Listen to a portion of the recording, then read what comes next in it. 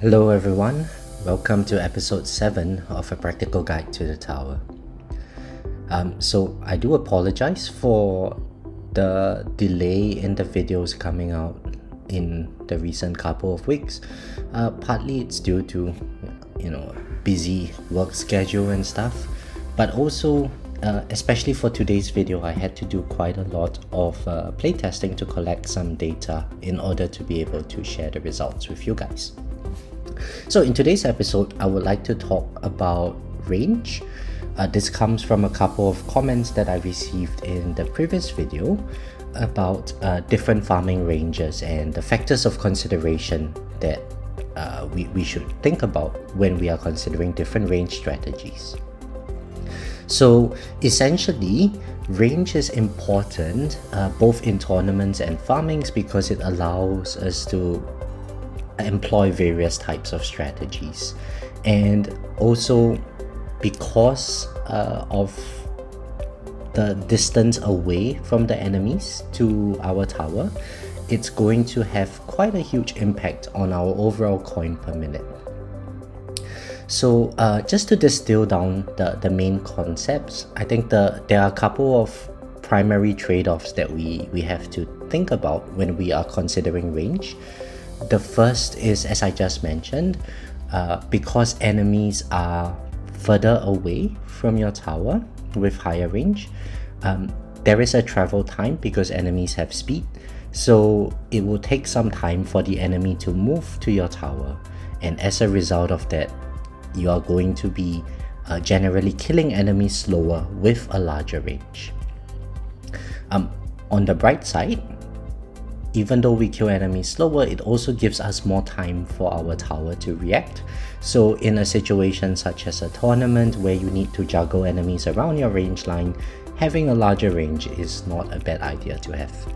However, because enemies take longer to reach your tower generally for farming, we don't really want our range to be too large because that will severely affect our coin per minute. Now, the next thing is that, as we all know, our black hole caps out at 70 meters. Mine certainly isn't a 70-meter black hole. I think I'm at 62 meters. So with a larger range, the black hole coverage is not going to, be around our entire range of the tower. And so potentially what that means is we might have some dead zones maybe in between over here where the enemies can come in and they do not benefit from the black hole buff. Especially if you do not have CF+, you are going to be losing out on some coins per minute just by not having that extra coin bonus on enemies. And finally, with a larger range, because you will be able to juggle enemies better and it takes longer for enemies to reach your tower, especially for those people using a damage type of build, because it's going to be more time for you to kill the enemies, you are going to be able to do more damage to the enemies in overall. So that typically allows you to push for slightly more waves than if you had to run a minimum range build. Now with more waves, generally that means more cells, but it's not necessarily going to be the case that we have more coins, and simply because we are going to be in general getting lower coin per minute. So there are a couple of considerations that we have to take into account when we are, for tournaments. For the most part, with farming, most people, unless you are really in the end game, you would want to try to go for a smaller range just so that you can boost up your coin per minute. But if we are looking at tournaments, then depending on your ultimate weapon development as well as your ultimate weapon plus, there are several considerations that you might want to bear in mind. So suppose you are using Spotlight Plus, then Spotlight Plus gives you benefit from damage per meter, or more benefit from damage per meter, I would say. And as a result of that, having a higher range is generally going to allow you to do more damage. So that's pretty self-explanatory.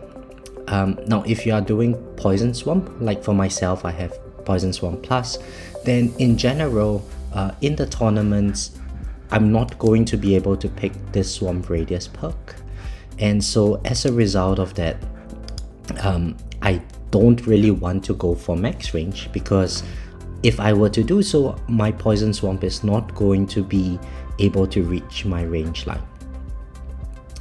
Instead, typically for me nowadays, I would go to about 20 range in the lab. So that brings me to about 90 meters of overall range.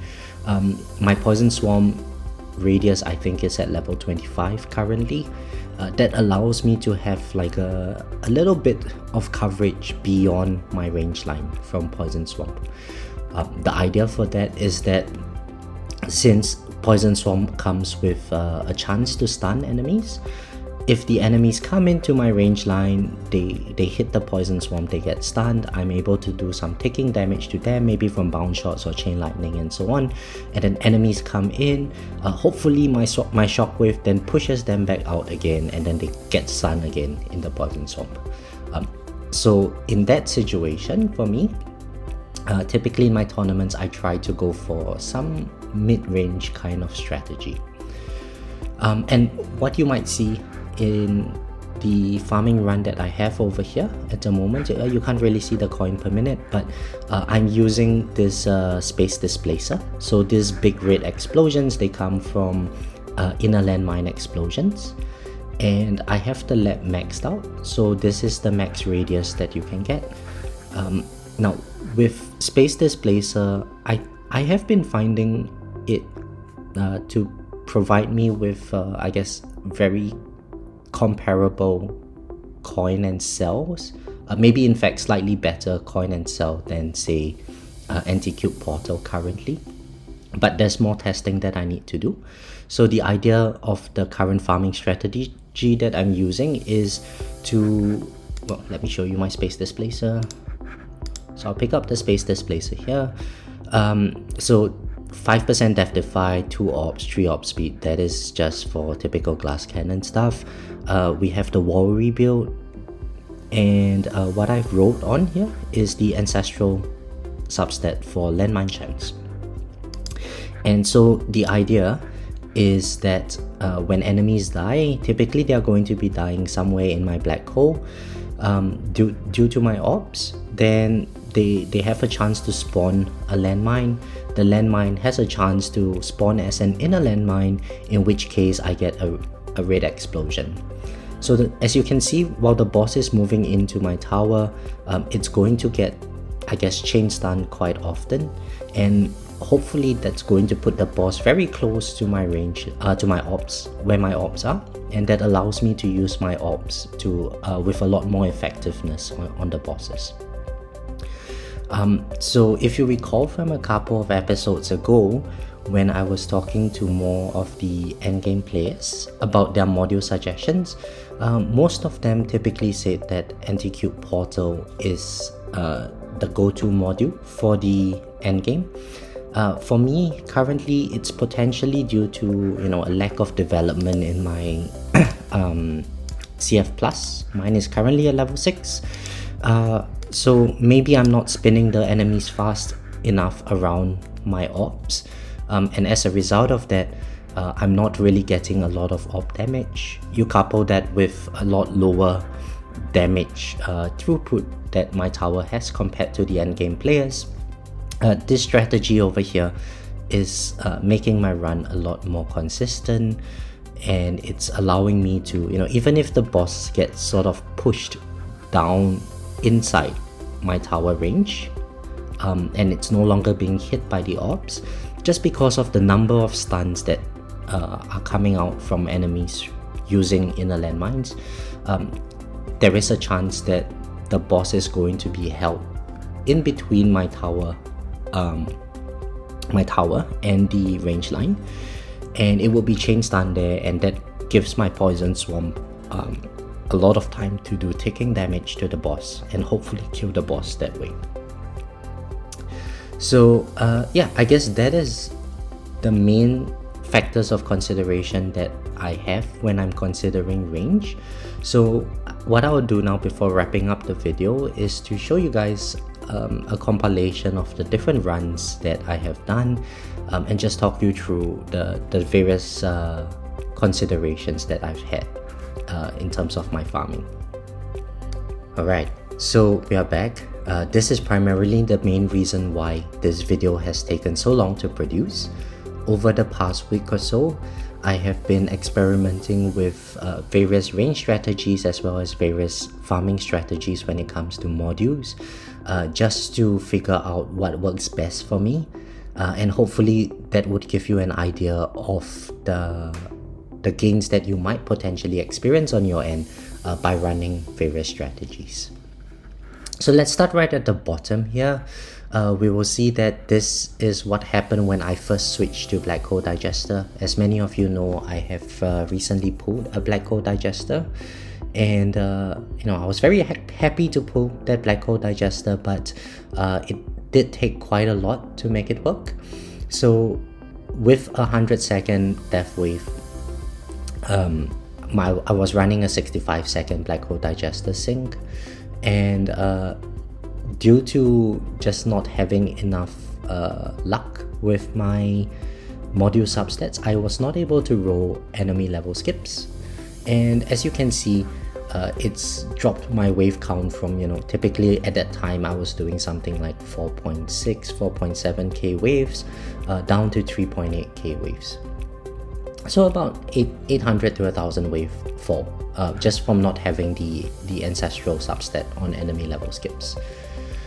Then that is not worthwhile for me, because it translated to quite a big fall in my coin per minute as well, coin per hour and cell per hour.